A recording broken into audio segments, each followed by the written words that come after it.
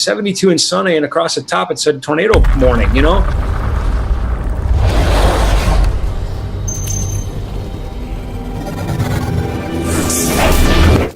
Good evening, ladies and gentlemen. It is Tuesday night. It is Tuesday night with the one and only Ben Stowe. Good evening, Ben. Good evening, John. It is that time of the year where the birds are singing, the trees are greening, and everything's beautiful, and we're outside having fun. Yet sometimes it's probably not the most safe spot to be for us. April showers bring June tornadoes, right? So. Isn't that the truth? And this past weekend, you had an instance. And I guess, goodness, we've been hearing that there have been instances going on all over the upper Midwest, of course, this summer so far with the severe weather. But you had some pretty cool stuff. Yeah, we were doing a large outdoor festival, a medium-sized outdoor festival, but with a roof system in the wind, our gear, our PA, the band's gear, and more importantly, a lot of people. Mm-hmm. And this isn't newsworthy. It shouldn't surprise anybody that there's weather in the summer, yet it does. Some people are just woefully unprepared, and they say, oh my gosh, I didn't think there'd be a thunderstorm, and you just kind of go, So that's, I think the topic today is preparedness. For sure, because when you have that many people, I'm gonna pop that picture up of the event from backstage. Okay. You had a lot of people there now. That's at least 35 or 40 people. Yeah, maybe a couple dozen. Yeah, that's like all of our friends put together. I wish I had that many. I wish I had half that many friends. Yeah, so you had a large crowd of people. And there's even some of the things. I've got a street dance coming up here in July, and we'll have 200 to 300 people. Obviously, not as large as what you had in that picture, but.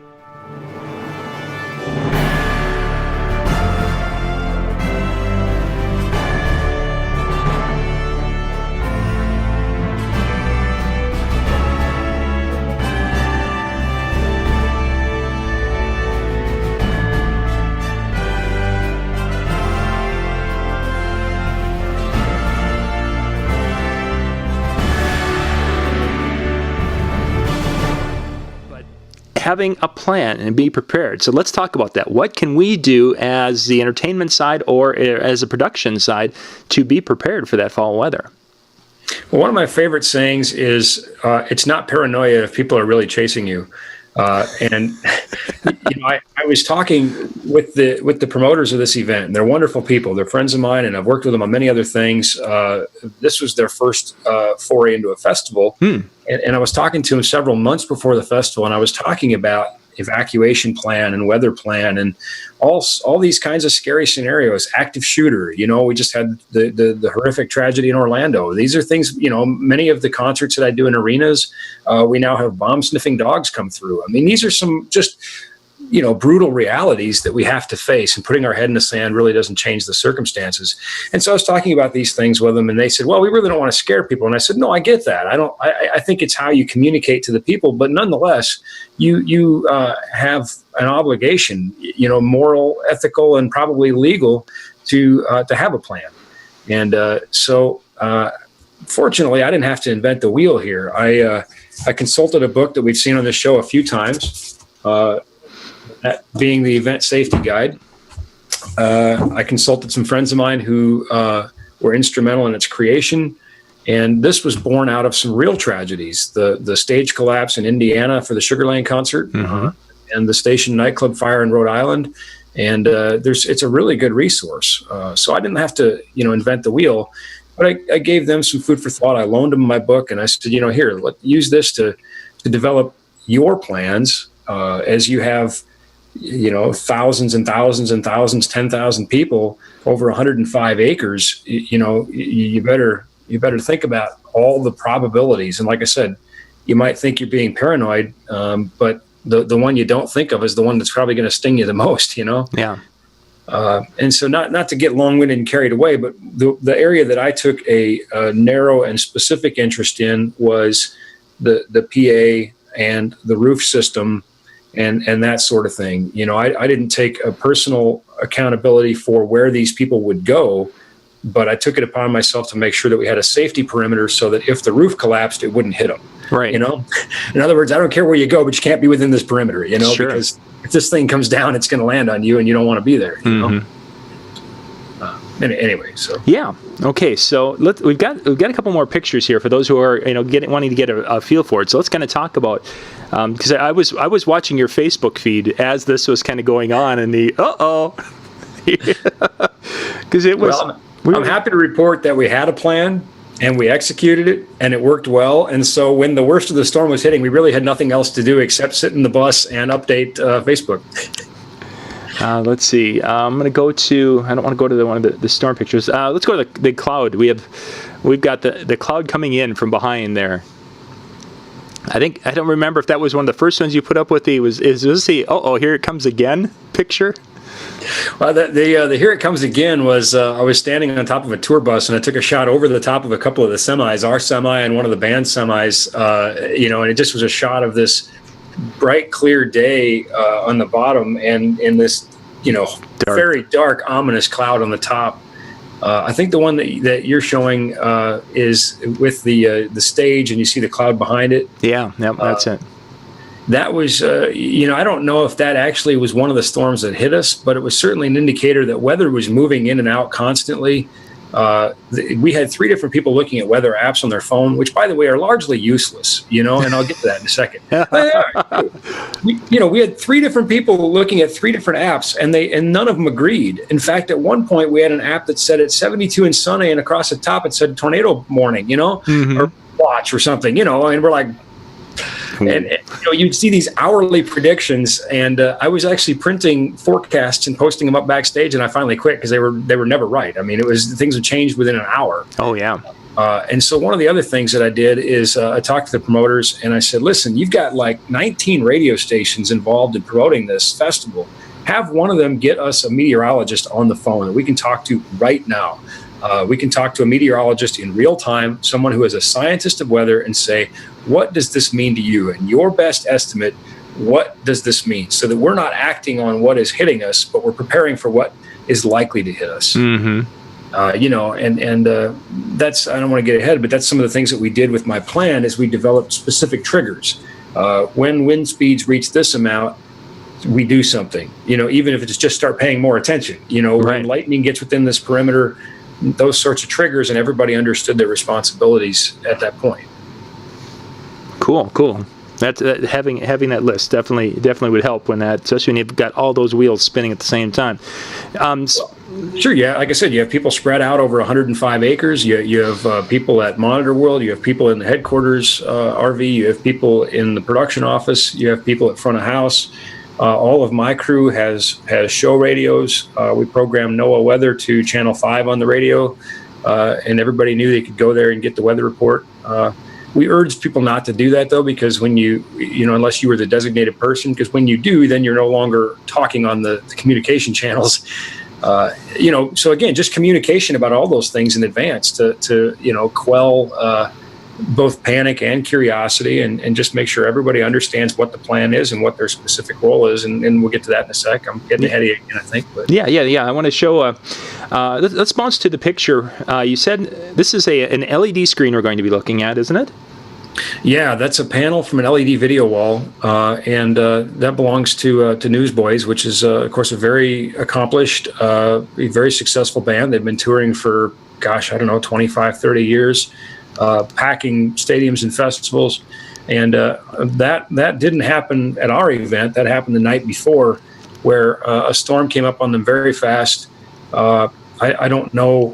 I can't really speak to whether or not what the plan was at that festival or any of that sort of thing. I really don't know the circumstance. All I know is that the video wall came down and there was substantial damage, and their rig landed on another band's rig, and it was. I think the tour manager of the Newsboys, who's someone I've worked with many times, he said very candidly, it was just utter destruction, just chaos. But while we might look at that and say, well, that's a bad deal, and it is. Anytime you have hundreds and hundreds of thousands of dollars of damage, it's a bad deal. No one was injured and no one was killed, and that's sort of the same thing that our chart follows, a plan basically designed to first protect equipment, but at certain thresholds, you just say, look, now you need to be somewhere safe, and it's about protecting life ultimately. Yeah, that's very impressive. But the important part is protection of life and keeping people safe. Let's see, we've looked at, I think it's time to let's take a couple of shots. We've got the picture of the rain, the deluge you guys had up there. We'll look at that, and then video, and then we'll talk a little bit more about the plan and such, because I think people have interest in that. So I'm going to pop up the picture from the front, inside the RV, and then we'll take a look at the video here. So Sure. Right now the picture's up. I'm seeing windshield wipers and the stage. Now, kind of give us what happened ahead of this. I mean, I see no one around there. How did you guys handle this?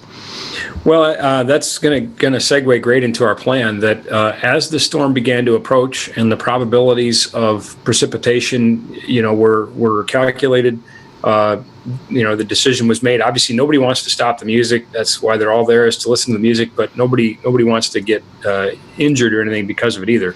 So, as these certain things begin to happen, and I'm trying not to get into the plan too much, but people go and do their responsible actions to cover the back line, the musical instruments, power down the consoles, cover the consoles. As lightning begins to move within a perimeter, disconnect power to the stage and that sort of thing to minimize, the risk of damage as much as possible. Mind you, you've got, 34-foot tall aluminum towers in the air. I mean, you're a pretty good lightning rod, but by the point that this video was taken and this picture was taken, everybody was off the deck because lightning was within a perimeter. Everybody had to get out. You'll notice that the line arrays are sadly not covered, but to cover those requires someone to climb up that aluminum truss, and not a big deal. We did it a couple times, except that the storm moved in so quickly. And as we looked at our list of priorities, the line arrays are somewhat weather resistant. So we said, let's get everything else covered. And if we have time, we'll get those. And we didn't have time. Lightning moved inside our perimeter. And at that point, we ordered everybody to shelter. And we sat there, wrote out the storm, and updated Facebook. Let's we've got about a 9-second video from the front of the. So we're going to run that right now, so people can see, and they're going to hear a little bit about the radar stuff going on in the background. Okay, now we'll go back to. We'll get the two of us back on here. There we go. So yeah, that was for the Ben's afternoon in front of the RV. All you can do is sit there and watch. And somebody said, how did you feel sitting there watching, $1 million worth of sound equipment getting, quarter-sized hail and, driving rain? And I said, I felt pretty good because I knew all my people were safe. Mm-hmm. And that sounds cliche, but it's true. I said, you know what? This gear is gear. I felt like we had executed our plan. I felt like we had protected our gear as best we could, given the parameters. But I felt like our plan worked, and I knew all my people were safe. I saw the plan work well. We had some volunteers that were working with us as well, and we indoctrinated them as staff, and they bought into the program, and everybody checked in on the radio, and we knew everybody was safe. And at that point, we just said, then we'll see what happens when the storm passes. Mm-hmm. Well, let's dive into that plan a little bit and kind of contour it for those of us who are doing some smaller events that could definitely benefit from that. Sure. Well, I'll tell you what, I've emailed out dozens of copies of what I created, which is based on what's in the ESA. I mean, again, I didn't invent the wheel. I tailored it, to my specific event. And that's one of the things that I'll say is that while I've emailed out dozens of copies of this, don't just copy it, verbatim. All right. It needs to be tailored to your event. And so what we have here, let me go to full screen here so they can see a little bit better. There we go. What we have here is the threat. Here we have the alert method, how you're going to be notified of the threat. And then here we have various categories: vendors, front of house, backline, video, audio, lighting, stage, and roof. And, for example, we say, okay, surface winds 20 to 29 miles per hour.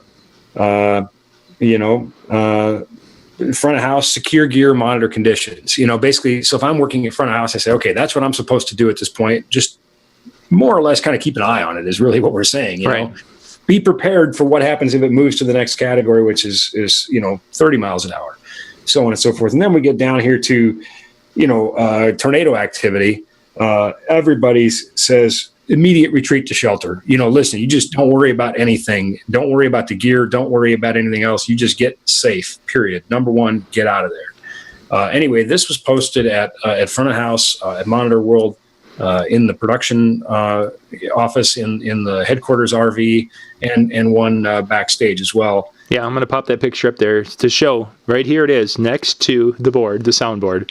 All right, actually, it looks like a lighting console. That is a sound console. Yeah, that's okay. Sound okay. And then it worked out really well that the laminates they gave us for the festival were in a laminated pouch. So, of course, I got my Star Wars lanyard here. Da, da, da. So I made individualized versions for everybody, and this one is mine, and this is front of house. Mm-hmm. And again, so I don't have all the other people's responsibilities there. I just have front of house. The master list is posted in several places, but anywhere I'm at, this is at. And I'll tell you what, John, it was really neat because as these things started to happen, I saw more than one person do this. Oh yeah, for sure. They looked down and said, "What?" Okay, because everybody had a muster station assigned. It said, when this happens, this is where you go.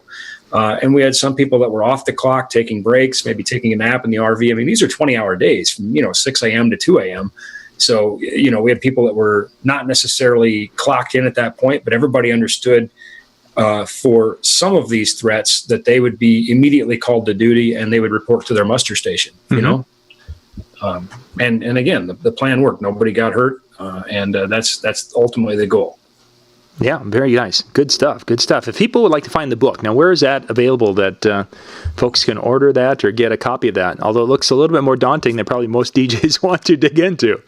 You know what? Maybe it does. And I think the promoters felt the same way when I gave it to them. But listen, Chapter 7 is weather preparedness. It is only 6 pages long. 6 pages long. This book is very complete. And if you sat down to read it cover to cover, it would be exhausting. But I'll tell you what, and by the way, I'm a big shout out to my good friend Randy Baumeister, who, at midnight, it was willing to exchange emails and review these things. He's one of the best in the business, and I know he watches the show. So anyway, shout out to Randy. I told him as we finished our conversation in the wee hours of the morning, I said, you may have just saved a life. And I didn't have to tell him that. He knew that. But, what a great resource. What a great guy. But anyway, this book, you can Google it. You can find it. It's got a price tag on the back, says $50. I mean, gosh, I don't know what you actually can get it for, maybe less. But if it's $50, it's $50. I mean, at what point do we decide that this kind of information isn't worth the price of a steak dinner, Mm-hmm. And it's not my book. I don't make any money off it. But just what an amazing resource, I just randomly grabbed a page, entry and exit of the audience. Again, we have to think about these things. It's incumbent on us. As you know, I'm a licensed electrical contractor, and the NEC, the National Electric Code Book, has a chapter or a section rather on places of assembly. And there's a reason. The old saying, fire in a theater. Anytime you congregate a large number of people in an area, the risks go up. Yeah. And we don't need to go back down that road. We rehashed it earlier with some of the things that we faced in our industry. But the fact is, we're there operating as businesses, and we have not only an opportunity, but maybe an obligation to try to protect certainly our staff and the people around us, Like I said, the people at the festival weren't my responsibility. They were the promoter's responsibility, but I felt it was my responsibility to make sure that nobody got crushed by my PA if the roof came down. Yeah. Yeah, for sure. A lot of weight up there. Could get ugly very, very quickly. Great stuff, Ben. We'll get this all posted and such so you guys can check that out. And I'm going to see if I can find a link to where they can go check that book out too. And if I can find one, I'll put that down in the description below so you guys can go find that and check it out. Thank you, Ben. Good information. If this is your first time watching one of the Tuesday Night with Ben Stowe shows, in the description below, you're going to find the link to the full playlist. And that has shows from when Ben and I started back in. Ben, this has been like 2.5 years we've been doing Tuesday Night with Ben Stowe shows. We've got some back when we were younger. Doing this one, John. I appreciate it. Be safe out there. Making a plan maybe sounds scary, but it's not nearly as scary as finding yourself without a plan. Yeah. For sure. Plans, very seldom is a plan to ever really cause trouble if you do it and do it well. So once again, ladies and gentlemen, thank you very much for watching. This is Tuesday Night with Ben Stowe with the one and only Ben Stowe. Good night.